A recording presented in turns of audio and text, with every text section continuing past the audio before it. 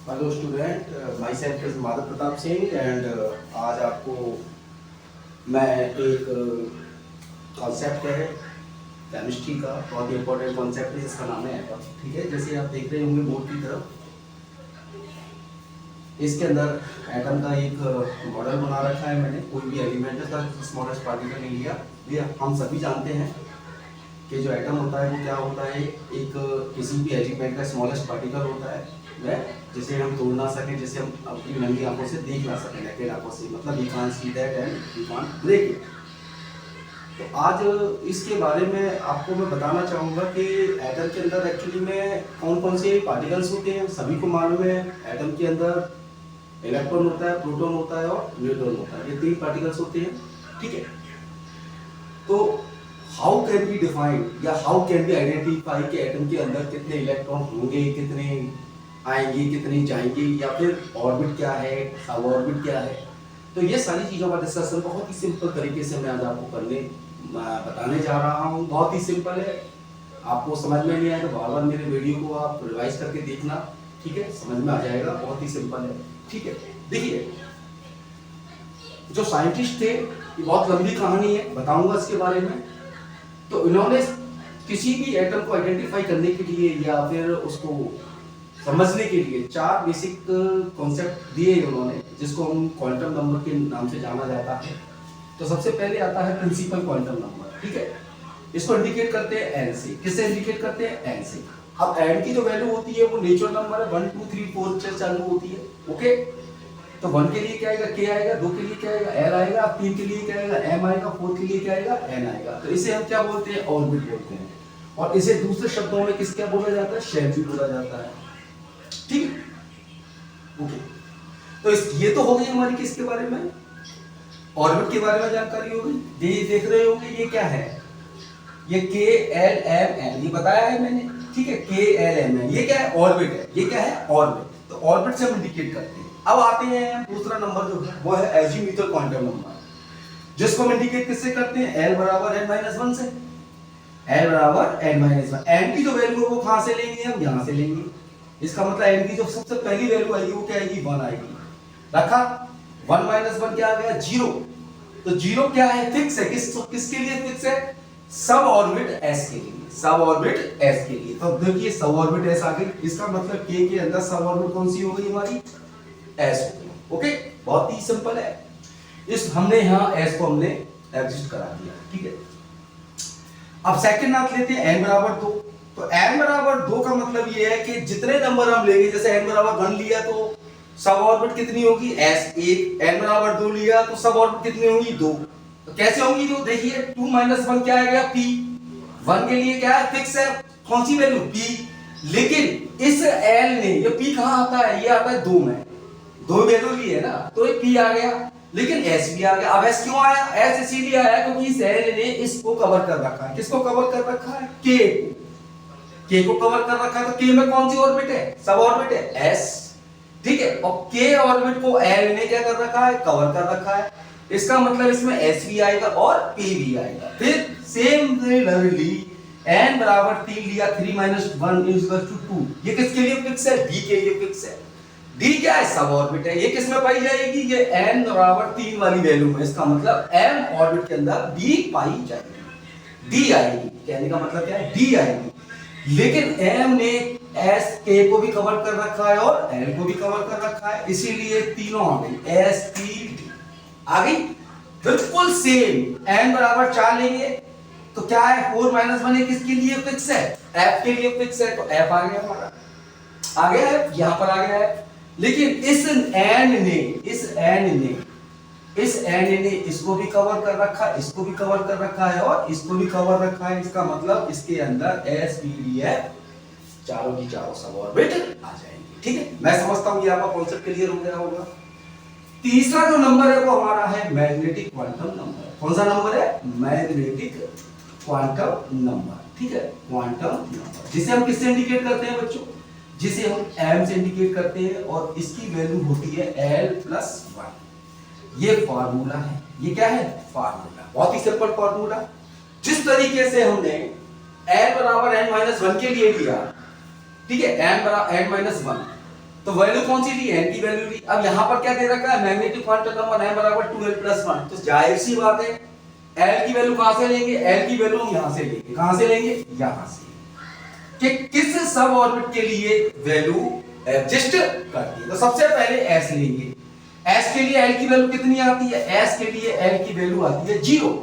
इसका मतलब ये हुआ अगर s के लिए हम निकाल रहे हैं तो m बराबर क्या आ जाएगा 2 × 0 + 1, ठीक है। तो इसकी वैल्यू कितनी आई है, 1 आई। तो बहुत ही सिंपल है, इसको समझाने का तरीका मेरा बहुत ही सिंपल है कि 1 का मतलब एक स्क्वायर, और एक स्क्वायर के अंदर कितने इलेक्ट्रॉन आ सकते हैं, ज्यादा से ज्यादा 2 इलेक्ट्रॉन आ सकते हैं। इसका मतलब s में कितने इलेक्ट्रॉन आएंगे, 2, वेरी सिंपल। तो s में कितने इलेक्ट्रॉन आ गए, 2 आ गए, यहां 2 कर दीजिए, वेरी गुड, ठीक है। 2 को हम ऊपर लिखते हैं, इसके ऊपर क्या लिखते हैं, ऊपर, ठीक है। ये लिखने का एक तरीका है। फिर हम किसके लिए लेंगे, p के लिए लेंगे। तो m की वैल्यू p के मतलब l की वैल्यू p के लिए कितनी होती है, p के लिए l की वैल्यू होती है 1। इसका मतलब 2 × 1 + 1 कितना हो गया 3 हो गया। तो 3 का मतलब कितने हो गए, 3 स्क्वायर हो गए। एक स्क्वायर में कितने आते हैं, 2, तो 3 में कितने आ गए, 2 2 2, कितने हो गए 6। तो p में कितने आएंगे बच्चों, 6। लेकिन s में कितने आते हैं ज्यादा से ज्यादा, 2, तो देखो 2 आ गए। s में p में कितने आ गए, 6, सिंपल। फिर हम किसके लिए लेंगे, फिर हम लेंगे d के लिए। d के लिए m की वैल्यू कितनी होगी, 2 × 2 + 1, ठीक है, 2 × 2 + 1 हो गई। तो कितना आया, 2 दूनी 4 और 1 5, स्क्वायर कितने आ गए, 5 स्क्वायर आ गए, 1 2 3 4 5 हो गए, 2 2 2 2 2, टोटल कितने इलेक्ट्रॉन हो गए, 10। इसका मतलब डी में इलेक्ट्रॉन ज्यादा से ज्यादा कितने आएंगे, कितने आएंगे बच्चों, 10 आएंगे, ठीक है। तो 10 इलेक्ट्रॉन आ गए हमारे। लास्ट किसके लिए बचता है, ये हमने डी के लिए निकाला, तो डी के लिए l की वैल्यू कितनी होती है, 2, तो मैंने रख दिया 2 × 2 + 1 बराबर कितना आ गया, 5 आ गया। अब किसके लिए लेंगे, f के लिए। f के लिए l की वैल्यू कितनी होती है, 3। तो f के लिए तो क्या हो जाएगा, m की वैल्यू 2 × 3 + 2 दिया 6 + 1, 2 दिया 6 और 1 7, कितना आया, 7 स्क्वायर आए, 1 2 3 4 5 6 और ये 7, 1 2 3 4 5 6 और ये 7। तो 7 का मतलब 2 2 2 2 2 2 2 कितने हो गए, 14। तो डी में कितने आ गए, सॉरी एफ में कितने आ गए, 14। तो एस में 2, पी में 6, डी में 10, एस में 2, पी में 6, डी में 10 और एफ में 14। तो टोटल जो नंबर ऑफ इलेक्ट्रॉन हैं के ऑर्बिट के अंदर वो कितने हो गए, 2। एल ऑर्बिट में कितने हो गए, 8, ठीक है। एम में कितने हो गए, 18 और एल में कितने हो गए, 32। तो ये एक सिंपल एक नियम है, प्रिंसिपल है जो मैंने आपको बताया। अगर आपको ये समझ में नहीं आया है तो आप मेरे वीडियो को दोबारा बार-बार देखिएगा, आपको समझ में आ जाएगा। ब्रीफली एक बार मैं आपको बता देता हूँ, किसी भी एटम को पहचानने के लिए, जानने के लिए 4 क्वांटम नंबर का होना बहुत जरूरी है। सबसे पहले आता है प्रिंसिपल क्वांटम नंबर, जो क्या बताता है, ऑर्बिट के बारे में बताता है, कहाँ से स्टार्ट होता है, 1 2 3 4 से स्टार्ट होता है, और उसको किससे रिप्रेजेंट करते हैं, के एल एम एन से रिप्रेजेंट करते हैं। उसके बाद दूसरा नंबर आता है जीविथुल क्वांटम नंबर, ये किसको बताता है, सब ऑर्बिट के बारे में बताता है, जिसका फार्मूला क्या होता है, n = n-1। n की वैल्यू कहाँ से लेते हैं, यहाँ से लेते हैं। तो n-1 में जब वैल्यू रखेंगे n-1 में 1 - 1 बराबर क्या हो गया, 0। s आ गया हमारा सब ऑर्बिट, इसकी फिक्स है वैल्यू, n बराबर 0 बराबर मतलब s लो। तो s आ गया हमारा, n बराबर 0 के लिए s आ गया।